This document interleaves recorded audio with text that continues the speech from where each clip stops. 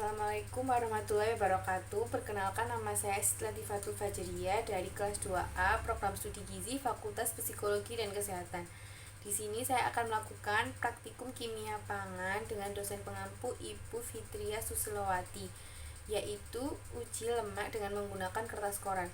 Mengapa saya menggunakan kertas koran? Karena kertas koran merupakan kertas buram yang memiliki daya serap lemak yang tinggi, dan jika ditetesi dengan lemak akan mudah dilihat.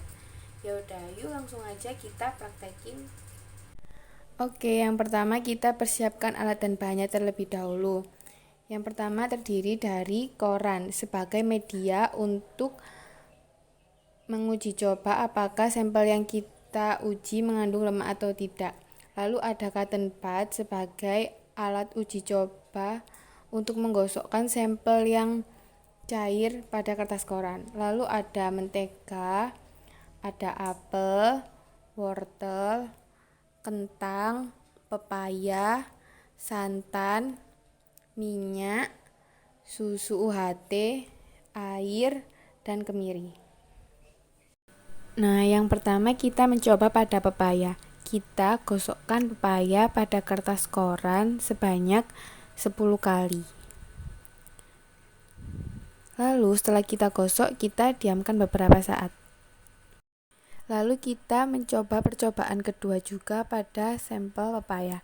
Kita gosokkan pepaya pada kertas koran sebanyak 10 kali. Lalu kita diamkan beberapa saat. Lalu yang selanjutnya kita mencoba pada sampel kentang. Kita gosokkan kentang pada kertas koran sebanyak 10 kali. Lalu setelah itu kita diamkan beberapa saat. Lalu setelah itu kita mencoba yang kedua kali pada sampel kentang. Gosokkan 10 kali pada kertas koran. Lalu diamkan beberapa saat untuk mengetahui hasilnya. Lalu yang selanjutnya kita mencoba pada sampel wortel. Kita gosokkan 10 kali wortel pada kertas koran. Setelah itu kita tunggu beberapa saat untuk mengetahui hasilnya. Setelah itu kita juga mencoba percobaan yang kedua pada sampel wortel. Kita gosokkan 10 kali pada kertas koran. Lalu kita tunggu beberapa saat untuk mengetahui hasilnya. Selanjutnya kita mencoba pada sampel apel. Kita gosokkan apel sebanyak 10 kali pada kertas koran. Lalu kita tunggu beberapa saat untuk mengetahui hasilnya. Setelah itu kita mencoba percobaan yang kedua juga pada apel. Kita gosokkan apel sebanyak 10 kali pada kertas koran. Lalu kita tunggu beberapa saat untuk mengetahui hasilnya. Selanjutnya kita mencoba pada mentega. Kita gosokkan mentega dengan menggunakan cotton bud sebanyak 10 kali pada kertas koran. Kita oleskan 10 kali. Setelah itu kita diamkan beberapa menit untuk mengetahui hasilnya. Lalu kita mencoba percobaan yang kedua juga pada mentega dengan digosokkan pada kertas koran sebanyak 10 kali. Lalu kita diamkan beberapa menit untuk mengetahui hasilnya.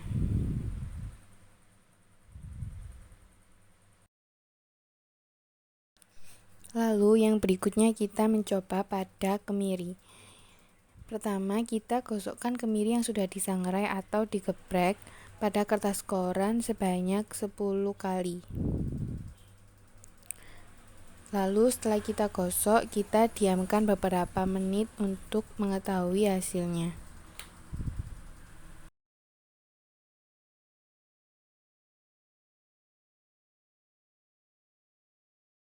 Setelah itu kita menguji coba kemiri untuk kedua kalinya dengan cara digosokkan pada kertas koran sebanyak 10 kali. Lalu kita diamkan beberapa saat untuk mengetahui hasilnya. Setelah itu kita menguji air pada kertas koran dengan bantuan cotton bud. Kita celupkan cotton budnya pada air. Setelah itu kita gosokkan pelan-pelan pada kertas koran sebanyak 10 kali. Lalu setelah itu kita diamkan beberapa saat untuk menunggu hasilnya. Yang selanjutnya kita juga menguji air untuk kedua kalinya. Kita uji air dengan cotton bud dan digosokkan pada kertas koran sebanyak 10 kali. Setelah itu kita diamkan beberapa saat untuk mengetahui hasilnya. Yang selanjutnya kita menguji susu UHT menggunakan cotton bud. Kita celupkan cotton bud pada susu UHT. Lalu kita gosokkan 10 kali pada kertas koran. Lalu kita diamkan beberapa saat untuk mengetahui hasilnya.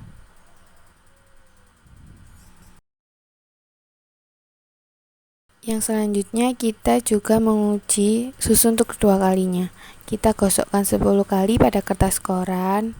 Lalu kita diamkan beberapa saat untuk mengetahui hasilnya. Yang selanjutnya kita menguji minyak. Kita menguji minyak dengan menggunakan cotton bud. Kita celupkan cotton budnya terlebih dahulu pada minyak. Setelah itu kita gosokkan 10 kali pada kertas koran.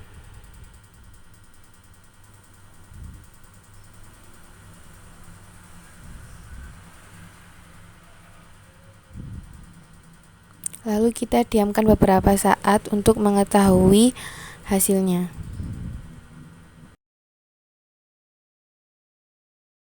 Lalu yang selanjutnya kita menguji minyak untuk kedua kalinya dengan cara digosokkan pada kertas koran sebanyak 10 kali. Lalu kita diamkan beberapa menit untuk mengetahui hasilnya. Yang terakhir kita menguji santan dengan menggunakan cotton bud. Kita celupkan terlebih dahulu cotton budnya pada santan. Lalu kita gosokkan pada kertas koran sebanyak 10 kali.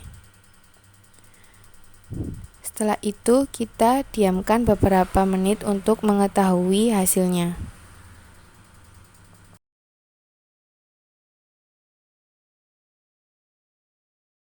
Selanjutnya kita mencoba pada santan untuk kedua kalinya. Kita gosokkan 10 kali dengan menggunakan cotton bud. Lalu kita diamkan beberapa saat untuk mengetahui hasilnya.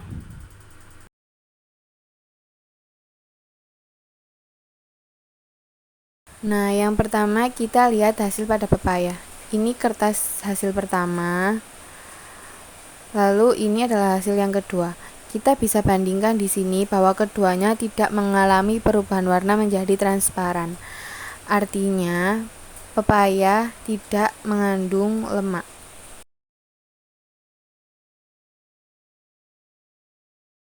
Yang selanjutnya kita lihat pada kentang. Ini hasil percobaan yang pertama. Lalu ini hasil percobaan yang kedua. Di sini kita bisa bandingkan bahwa keduanya tidak mengalami perubahan warna menjadi transparan. Artinya, kentang tidak mengandung lemak. Selanjutnya adalah wortel. Ini kertas yang pertama, lalu ini kertas hasil yang kedua. Kita bisa lihat di sini bahwa kedua kertas koran hasil percobaannya tidak mengalami perubahan warna menjadi transparan. Artinya wortel tidak mengandung lemak. Lalu yang berikutnya kita lihat hasil percobaan pada apel. Ini kertas koran hasil percobaan pertama dan ini kertas koran hasil percobaan yang kedua. Kita bisa bandingkan di sini bahwa keduanya tidak mengalami perubahan warna menjadi transparan. Artinya apel tidak mengandung lemak. Lalu yang selanjutnya kita melihat hasil percobaan pada mentega. Ini adalah kertas hasil percobaan pertama, lalu ini hasil percobaan kedua. Kita bisa lihat di sini bahwa kertas koran pada keduanya mengalami perubahan warna menjadi transparan.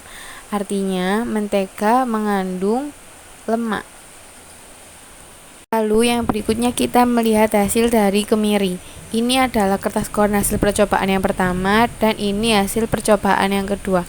Kita bisa bandingkan di sini bahwa keduanya mengalami perubahan warna menjadi transparan, artinya kemiri mengandung lemak. Selanjutnya hasil percobaan pada air. Ini percobaan yang pertama, ini hasil percobaan yang kedua.